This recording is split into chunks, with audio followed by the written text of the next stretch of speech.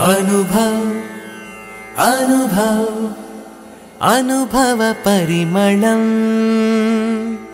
जीवन सौरभं अनुभव परिमళం जीवन सौरभं अनुभव अनुभव. అందరికీ నమస్కారం. మీరు వింటున్నారు అనుభవ్ 2.0 వయోధికుల తెలుగు పాడ్కాస్ట్ సిరీస్ జీవన సౌరభం. భారత ప్రభుత్వ ministry of social justice and empowerment ఆధ్వర్యంలో national institute of social defence ఇంకా మీడియా ఫర్ కమ్యూనిటీ ఫౌండేషన్ ద్వారా హెరిటేజ్ ఫౌండేషన్ హైదరాబాద్ సహసమర్పణలో అనుభవ్ 2.0 తెలుగు పాడ్కాస్ట్ సిరీస్ జీవన సౌరభం ఈ ప్రాజెక్టు రూపశిల్పి డాక్టర్ ఆర్ శ్రీధర్, సహకారం ఆశీష్ తివారీ, పూజా బురాడా, సాయి సుధా, కౌసల్య. మీరు వింటున్నారు అనుభవ్ 2.0 వయోధికుల పాడ్కాస్ట్ సిరీస్ జీవన సౌరభం. మీకు వినిపిస్తున్నది వేమూరి సాధన. ఈ కార్యక్రమ నిర్వహణ శ్రీమతి శైలజా సుమన్, సహకారం శ్రీ తిరుపతి. హెరిటేజ్ ఫౌండేషన్ హైదరాబాద్ సమర్పణలో అనుభవ్ వయోధికుల అనుభవాల జీవన సౌరభంలో మిమ్మల్ని ఇప్పుడు పలకరిస్తున్న వారు కార్టూనిస్ట్, షార్ట్ ఫిల్మ్ డైరెక్టర్ శంకు. నమస్తే. ఈ కార్యక్రమాన్ని వింటున్న 50 మందికి కార్టూనిస్ట్ శంకుగా, అలాగే short films, documentary film director, ప్రొడ్యూసర్గా నా హృదయపూర్వక నమస్కారాలు. దీన్ని ఒక స్వీయ పరిచయ కార్యక్రమంగా కాకుండా కొన్ని స్వీయ అనుభవాల, అంటే తీపి చేదు అన్ని రకాల అనుభవాల పరిచయ మాలికగా మీతో 4 ముక్కలు పంచుకోవడానికి ప్రయత్నం చేస్తాను. కొంటి బొమ్మలన్నా హాస్యం అన్నా నాకు చిన్నప్పటి నుంచి చాలా ఇష్టం. అలా బాపురాములు ఇద్దరికి చాలా పెద్ద ఫ్యాన్ అయిపోయాను. ఎలాగైనా సరే వాళ్ళని ఒకసారి కలవాలని తహతహ చాలా ఉండేది. కనీసం ఉత్తరం అన్నా రాయగలగాలని ఎలాగో కష్టపడి బాపుగారు అడ్రస్ సంపాదించి ఓ ఉత్తరం రాశాను. దానికి ఆయన వెంటనే స్పందిస్తూ నన్ను ప్రోత్సహిస్తూ బొమ్మలు ఎలా వేయాలి, కార్టూన్లు ఎలా గీయాలి అనే దాని మీద కొన్ని సూచనలు ఇవ్వడం ఎప్పటికీ మరవలేని మొదటి పెద్ద మధురానుభవం.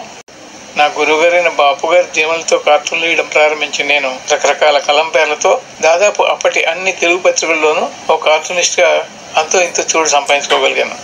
అలా కాదు కానీ ఓ కార్టూనిస్ట్గా నీకు ఖాయమైన కలం పేరు ఉండడం చాలా అవసరం అంటూ అప్పటి ఆంధ్రజ్యోతి వీక్లీ సంపాదకులు శ్రీ పురాణం సుబ్రహ్మణ్య శర్మ గారు నాకు శంకు అనే కలం పేరు ఖాయం చేశారు.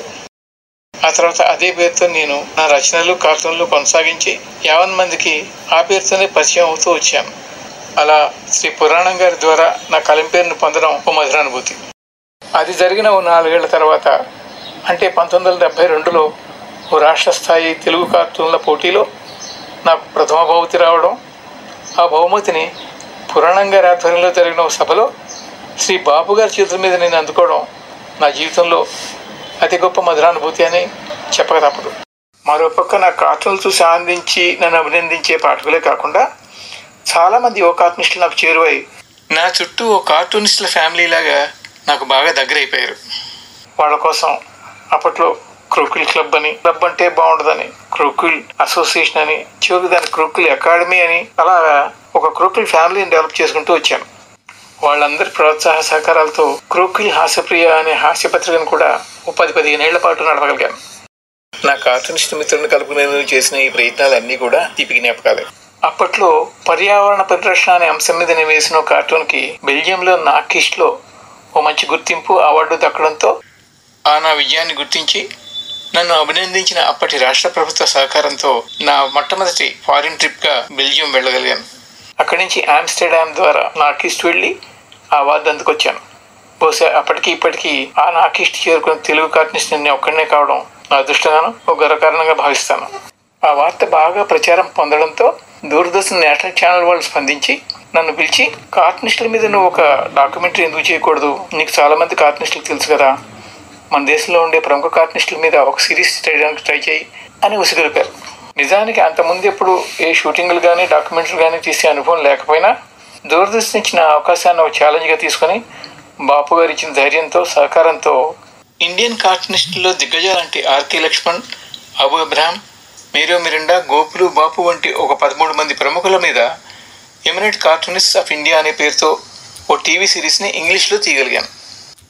దూరదర్శన్ నేషనల్ ఛానల్లో ఈ కార్యక్రమం ఎన్నోసార్లు ప్రసారం కావడంతో నేను యావత్ భారతానికి పరిచయం అవడమే కాకుండా ఇంటర్నేషనల్గా కూడా మంచి గుర్తింపు పొందగలిగాను. ఎలాగంటే ఫ్రాంక్ఫర్ట్ వరల్డ్ బుక్ ఫేర్ జరిగినప్పుడు అక్కడ ఈ కార్యక్రమాన్ని 13 రోజుల పాటు రౌండ్ ది క్లాక్ ప్రదర్శించడమే కాకుండా నన్ను నా శ్రీమతిని జర్మనీకి పిలిచి ఫ్రాంక్ఫర్ట్లో బుక్ ఫేర్ ప్లాట్ఫామ్ మీద ఘనంగా సన్మానించడం నా జీవితంలో నేను ఎప్పటికీ మర్చిపోలేని మరో గొప్ప అనుభూతి. అలా కార్టూనిస్టుల షార్ట్ ఫిల్మ్స్తో శ్రీకారం చుట్టిన నేను ఆ తర్వాత ఎన్నో షార్ట్ ఫిల్మ్స్కి, డాక్యుమెంటరీస్కి, ప్రమోషన్ ఫిల్మ్స్కి, యాడ్ ఫిల్మ్స్కి నిర్మాత, దర్శకుడిగా ఎన్నో అవకాశాలు అందుకోగలిగాను. మరీ ముఖ్యంగా ఫ్రాంక్ఫర్ట్ నుంచి తిరిగి రాగానే బాపు రమణలతో నాకున్న సాన్నిధ్యంతో మిస్టర్ పెళ్ళాం అనే సూపర్ హిట్ తెలుగు చిత్రాన్ని బాపు గారి దర్శకత్వంలో ఓ చిత్ర నిర్మాత నా చేత నా నిర్మాణ పర్యవేక్షణలో నిర్మింపజేయగలగడం మరొక తీపి అనుభవం. ఆ తర్వాత నా స్వీయ రచన నిర్మాణ దర్శకత్వంలో కాదంబరి అనే 50 ఎపిసోడ్ల వెబ్ సిరీస్ని తీశాను. దానికి కూడా మంచి పేరు వచ్చింది. దాన్ని చూసి స్పందించిన దూరదర్శన్ వాళ్ళు కీర్తిశేషులు మునిమాణిక్య నరసింహారావు గారి రచనలైన కాంతం కథల్ని ఓ మంచి రొమాంటిక్ కామెడీ సిరీస్గా చేయమని నన్ను పురమాయించారు. ఆ కాంతం కథల సిరీస్ నిర్మాణం నా జీవితంలో మరో గొప్ప అనుభూతి. ఎందుకంటే అది ఎన్నిసార్లు పునఃప్రసారం కాబడినా నిత్య నూతనంగా ప్రతి ఒక్కరిని ఎంతో ఆకట్టుకుంటూ తెలుగుదనం ఉట్టిపడేలాగా, చక్కటి సాంసారిక జీవనానికి దర్పణం పట్టేలాగా మంచి పేరు తెచ్చుకుంది. కేవలం 13 ఎపిసోడ్లుగా తీసిన ఆ సిరీస్కి 4 నంది అవార్డులు రావడం మరో గొప్ప అనుభూతి అనే చెప్పాలి. నా కాంతం కథల టేకింగ్తో బాగా ఇంప్రెస్ అయిన నా ఆప్తమిత్రుడు, ప్రముఖ రచయిత, ఫిలిం డైరెక్టర్ వంశీ తను రాసిన పసలపూడి కథల్ని బుల్లితెరకు అనువదించమంటూ నాకు పురమాయించాడు. అంత ఆప్యాయంగా అతను అలా కోరడంతో మా టీవీ వారికి మా పసలపూడి కథలు అనే 70 ఎపిసోడ్ల టీవీ సిరీస్ని నేను రూపొందించి ఇవ్వడం, దానికి వారు ఎంతో ఆనందించి నన్ను అభినందించడం కూడా జరిగింది. ఆ కథల్లో నీ చూపించిన కోనసీమ వాతావరణాన్ని, గోదావరి అందాలని, అక్కడి పైరుపచ్చ పొలాలని, మామిడి తోపుల్ని, అక్కడి ప్రజల బడుగు జీవన సరళిని ఎంతో అభినందిస్తూ అద్భుతంగా ఉందంటూ ఇప్పటికీ చాలాసార్లు నన్ను అందరూ ప్రశంసిస్తూ ఉంటారు. ఇంతకన్నా గొప్ప తీపి అనుభూతి మరొకటి ఉంటుందా అన్నట్టు చెప్పడం మర్చానండి. అప్పట్లో నాకు ఆప్తమిత్రులైన జంజాల గారితో తెలుగు ఫిల్మ్ కామెడియన్స్ అందరితోటి మహదానందం అనే ఒక 13 ఎపిసోడ్ల కామెడీ సీరియల్ని కూడా నిర్మించడం జరిగింది. ఆ మధ్య యూనిసెఫ్ అనే అంతర్జాతీయ సంస్థ గర్ల్ చైల్డ్ అనే అంశం మీద నిర్వహించిన షార్ట్ ఫిల్మ్ పోటీలో మొదటి బహుమతి, 3వ బహుమతి కూడా నా షార్ట్ ఫిల్మ్స్కి రావడం మరో గొప్ప తీపి అనుభవం అని చెప్పాలి.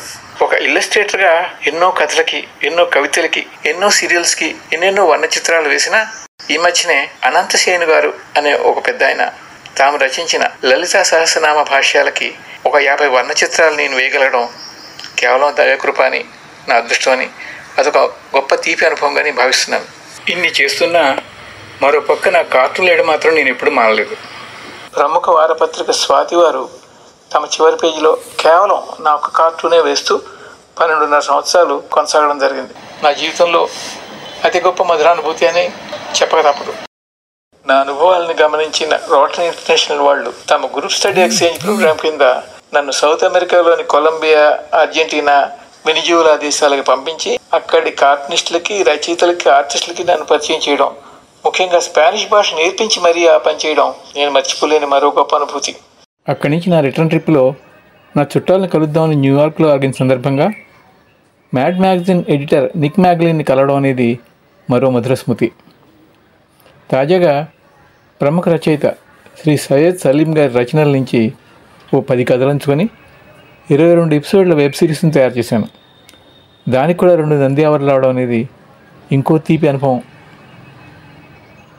ఇదే కాకుండా ప్రముఖ సాహితీ సాంస్కృతిక సంస్థలు వంశీ, కిన్నెర, బాపు ఆర్ట్ అకాడమీ వంటివి నాకు జరిపిన సన్మానాలు, సత్కారాలు, జీవన సాఫల్య పురస్కారాలే కాకుండా పొట్టి శ్రీరాములు తెలుగు యూనివర్సిటీ వాళ్ళు నాకు ఇచ్చిన కళారత్న పురస్కారం కూడా చాలా మధుర అనుభవం అని చెప్పాలి. గతానుభవాలు అన్నప్పుడు ఏ మనిషికైనా అన్ని తీపి అనుభవాలు ఉండవు కదా, మధ్యలో కొన్ని చేదు అనుభవాలు కూడా ఉంటాయి. జీవితం అంటే పూర్తిగా నల్లేరు నడకే కాదు, పల్లేరు బాట మీద వెళ్లాల్సిన సందర్భాలు కూడా కొన్ని ఉంటాయి. కాబట్టి నాకు ఎదురైన కొన్ని చేదు అనుభవాలను కూడా మీతో పంచుకోవడానికి ప్రయత్నం చేస్తాను. నేను కార్టూనిస్ట్గా ఎదుగుతున్న తొలినాళ్లలో నేను వేసిన ఒక కార్టూను నన్ను, దాన్ని ప్రచురించిన ఆంధ్రప్రభ వీక్లీ వారిని కొన్ని లీగల్ చర్యలకు గురిచేసి కాస్త ఇబ్బంది పెట్టింది. అదో చేదు అనుభవం. అదేంటంటే నడివయసులో ఉన్న దంపతుల జంట ఫోటో స్టూడియోకి వెళ్ళి ఫోటో తీయించుకుందాం అనుకుంటారు. అయితే ఆ భర్త ఆవిడకన్నా కాస్త పొట్టివాడు అవడంతో ఆవిడ పక్కనే ఒక స్టూల్ వేసి దాని మీద నిలబెట్టి ఆవిడకన్నా కొంచెం ఎత్తుగా కనిపించేలాగా ఫోటో తీస్తాడు. జరిగింది ఏమిటంటే, అతను తీసిచ్చిన ఫోటోలో ఆ భర్త కింద స్టూల్తో సహా కనబడతాడు. ఇది చూడగానే అందరూ ఒక్కరు నవ్వారు. అయితే వచ్చిన ఇబ్బంది ఏమిటంటే, ఆ స్టూడియో పేరుని వెనకాల స్టూడియో స్మైల్స్ అని పెట్టాను.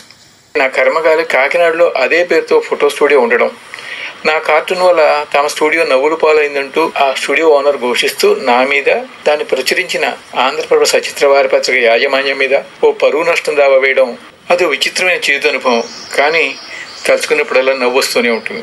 నాకు ఏ బీపీ, షుగరు లాంటివి లేవు కాబట్టి నా ఆరోగ్యం మహా గొప్పదని నేను ఎక్కడ కాలు రగరేస్తానని భగవంతుడు నాకు అక్కడక్కడ ముట్టుగాయలేస్తూ ఓ కొన్ని ఫ్రాక్చర్లు కూడా నాకు రుచి చూపించాడు. అలా నేను నా స్కూల్లో చదువుకునే రోజుల్లో నా ఎడం చేతికి, ఉద్యోగం చేసే రోజుల్లో నా కుడి కాలికి, మొన్న ఈ మధ్య నా కుడి తొడ అమెకుకి ఓ 3 ఫ్రాక్చర్లు అయ్యాయి. రొటీన్ లైఫ్లో ఇలాంటివి కామనే అయినా నా వరకు ఇవి చేదనుభవాలే కదా. మరో విషయానికి వస్తే, నేను చేపట్టే వీడియో కార్యక్రమాలన్నింటికీ సాంకేతిక పరంగా బయట స్టూడియోల మీద ఆధారపడడం ఎందుకు అనుకుంటూ నేనుంటున్న బిల్డింగ్లోనే గ్రౌండ్ ఫ్లోర్లో యానిమీ స్టూడియో అనే ఒక స్టూడియోని ప్రారంభించి కొంతకాలం కొనసాగించాక కాలక్రమాన కార్యక్రమాలు అరవడి తగ్గడంతో బ్యాంకు లోన్ తీర్చడం కోసం ఆ స్టూడియోని వదులుకోవడం, నా గ్రౌండ్ ఫ్లోర్ని వేరొకరికి అమ్మేయవలసి రావడం మరొక చేదనుభవం. నేను ఆశాభంగం చెందుతున్న మరో అంశం ఏమిటంటే, ప్రముఖ ఐఏఎస్ ఆఫీసర్, మాజీ టీటీడీ ఎగ్జిక్యూటివ్ ఆఫీసర్గా పనిచేసిన డాక్టర్ పివిఆర్కే ప్రసాద్ గారు తాము స్వయంగా చవిచూసిన కొన్ని శ్రీవారి అద్భుతాలని నాహంకర్త హరికర్త పేరుతో ఓ సీరియల్గా స్వాతి వీక్లీలో ప్రచురించినప్పుడు అద్భుతమైన ప్రజాదరణ పొందింది. ఆ కథల్ని నాకు అందిస్తూ ఆ రైట్స్ నన్ను తీసుకోమని, వాటిని బుల్లితెరకు అనువదించమంటూ నన్ను ఆయన కోరడం ఓ అద్భుతమైన అనుభవం. అయితే వాటిని అలా చేయడానికి నేను చేసే ప్రయత్నం ఇంతవరకు కార్యరూపం దాల్చలేకపోవడం ఓ చేదనుభవం. త్వరలోనే శ్రీవారే నాకు మంచి నిర్మాతను నాకు పరిచయం చేసి అది సానుకూల పడేలా చేస్తారని ఆశాభావంతో ఉన్నాను. ఇలా నేను పంచుకున్న అనుభవాలన్నీ మీరు ఓపికగా విన్నందుకు భవిష్యత్తులో కూడా విజయ పరంపర కొనసాగించగలగాలని మీ ఆశీస్సుల్ని, బెస్ట్ విషెస్ని కోరుకుంటూ ధన్యవాదాలు చెబుతూ సెలవు తీసుకుంటున్నాను. మీ శంకు.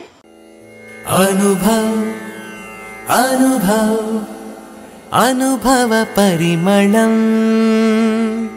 జీవన సౌరభం. అనుభవ పరిమళం జీవన సౌరభం.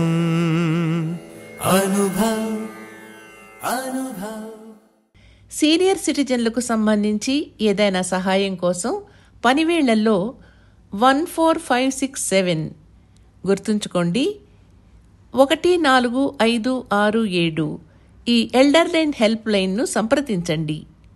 ధన్యవాదాలు.